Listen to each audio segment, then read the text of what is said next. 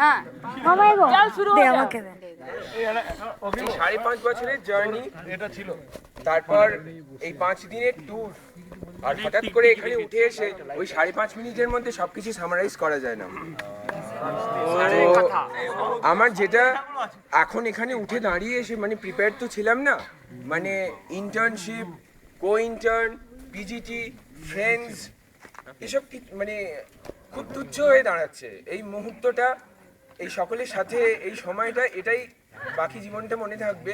এবং আমি একদম চাইছি না যে কালকে সকাল হোক, সময়টা এখানেই থেমে থাকুক। জিও মামা। তাও ইন্টার্নশিপে একটা দুটো কথা বলতে ইচ্ছে করে। প্রচুর লোকজনকে নতুনভাবে জানলাম, প্রচুর নতুন বন্ধু হলো, খুব ভাল লাগলো এবং খুব অদ্ভুত লাগলো যে কিছু কিছু লোক যাদের সাথে বিগত 4.5 বছর ধরে কোনো রকম কথাবার্তা কিছুই ছিল না, তাদেরকে কিভাবে তারা কিভাবে বন্ধু থেকে ভালো বন্ধু অবধি চলে গেল। অফকোর্স বান্ধবীরা তো থাকবেই। ভাগ্নি ভাগ্নি ভাগ্নি ভাগ্নি I love you spice girls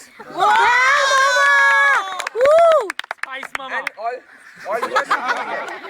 আর একটা কথা জাস্ট বলবো, সেটা হচ্ছে কিছুদিন আগে আমাদের একজন, ওই সেই ঘুরে ফিরে তো পিজিটি আসেই, একজন পিজিটি নাম বলছি না, তার সাথে ভাই না জানতে চাস না, ভাই চুপ, মামাকে বলতে দাও, চুপ, মামাকে বলতে দাও। সবাই বুঝবে। ঠিক আছে ঠিক আছে আমাকে বসে আমার সাথে বসে গল্প করছিল, তো গল্প করতে করতে তার নিজের অ্যাচিভমেন্টস ইন মেডিকেল কলেজ আমাকে শোনাতে বসলো। বুঝতে পেরেছি। সে একটা লম্বা ফর্দ, এতে সিএ, ওতে জিএ, থার্ড সার্টিফিকেট, আমাকে এতগুলো বলে গেল। বলে যাওয়ার পর আমাকে একটা প্রশ্ন করলো যে তোর সালা অ্যাচিভমেন্ট কি মেডিকেল কলেজে? আমি আকাশ পাতাল ভাবলাম কি অ্যাচিভমেন্ট। আমার মন থেকে একটাই কথা বেরোলো, অ্যান্ড দ্যাট ইজ মামা।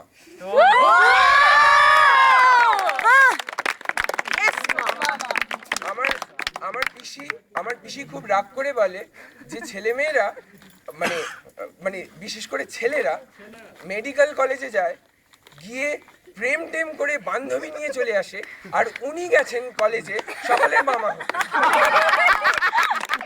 কিন্তু পিসি যা ভাবছে সে চুলোয় যাক, আমার এই মামা হতে পেরে, আজকে সবার মামা হতে পেরে যে এতটা ভাল লাগবে সেটা আমি আগে কোনোদিন ভাবিনি। এতগুলো ভাগ্নি ভাগ্নি সত্যি